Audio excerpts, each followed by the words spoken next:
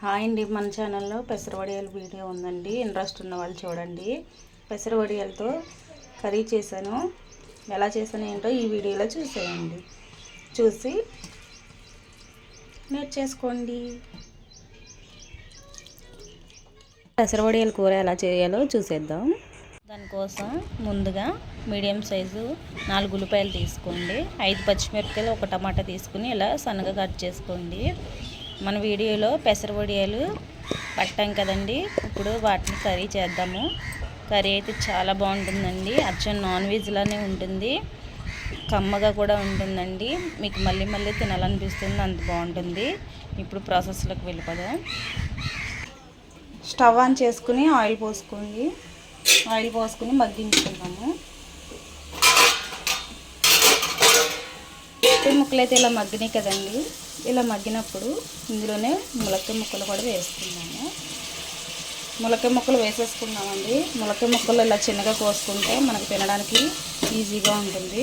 వేసుకున్నాక వీటిని మళ్ళీ ఉల్లిపాయలు మగ్గేలోపు ఆయిల్ పోసుకుని వడియాలు అయితే వేపుకుందామండి.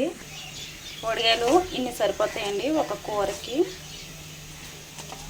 వడియాలు గుల్లగా వచ్చినాయి తెలియడానికి ఇలా హోల్ ఉంటే గుల్లగా వచ్చినట్టండి. హోల్స్ ఉంటాయి. చాలా గుల్లగా వస్తే ఇలా ముట్టుకోగానే చితికిపోతాయండి. టేస్ట్ అయితే చాలా బాగుంటుందండి. చూడండి ఇలా మగ్గిపోయినాయి కదా. ఇప్పుడు ఇందులో ఉప్పు కారం వేసేసుకుందాము. ఉల్లిపాయ ముక్కలు బాగా మగ్గాలండి. మగ్గితేనే టేస్ట్ బాగుంటుంది, అలాగే బాగా మెత్తగా ఉడుకుతుంది ముక్క. ఇప్పుడు ఇందులో తగినంత ఉప్పు వేసుకోండి.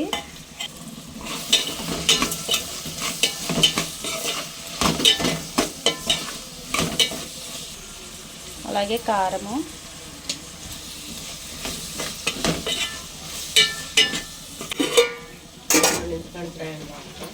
ఇప్పుడు వాటర్ పోసేసుకోండి.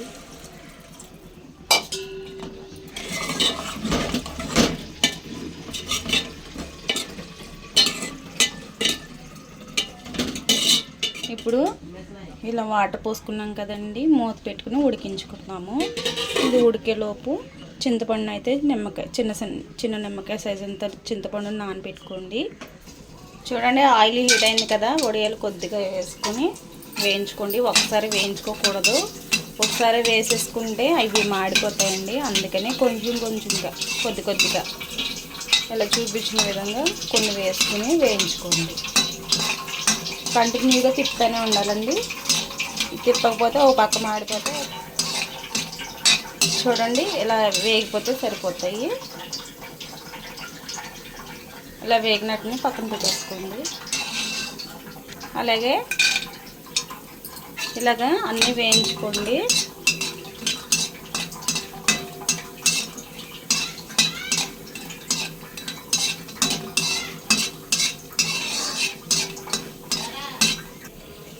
చూడండి వడియాలు అయితే ఇలా వేయించుకున్నాం కదా. ఈ వడియాలు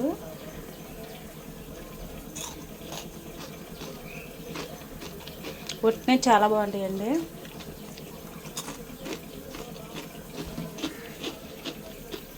కర్రీలోకి ఇంకా బాగుంటాయి. ఇప్పుడు కర్రీ ఉడుకుతుండగానే వేసేసుకోవాలి.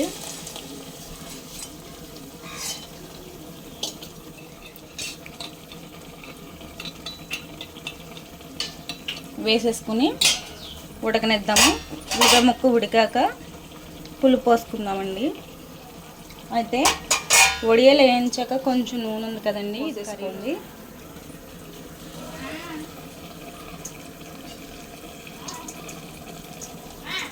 ఇప్పుడు ఉడికించుకుందామండి. చూడండి చింతపండు అయితే నానబెట్టుకుందాము. చింతపండుని ముందుగా కడిగేసుకుని నీట్గా నానబెట్టేసుకుందామండి.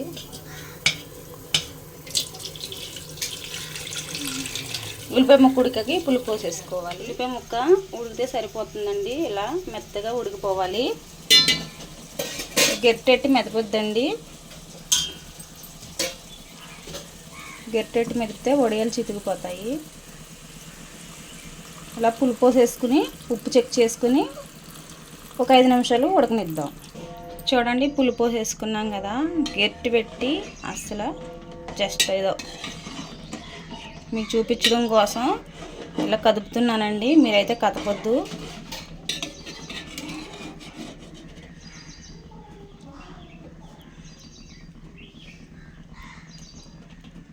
ఇప్పుడు 5 నిమిషాల పాటు ఉడికించుకుందాం. కూర అయితే రెడీ అయిపోయిందండి, చూసారా.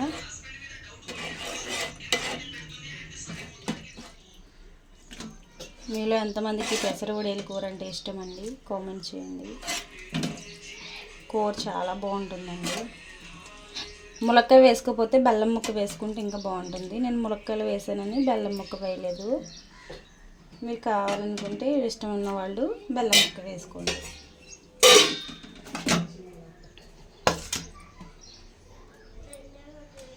వీడియో నచ్చితే లైక్ చేయండి, షేర్ చేయండి, మన ఛానల్ని సబ్స్క్రైబ్ చేసుకోండి.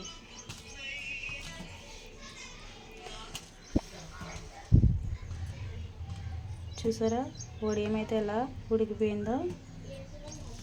చాలా గుల్లగా ఉంటాయండి వడియాలు. ఇంట్రెస్ట్ ఉన్న వాళ్ళు వీడియో చూసి నేర్చుకోండి వడియాలు, పెసర వడియాలు ఎలా పట్టాను అనేది.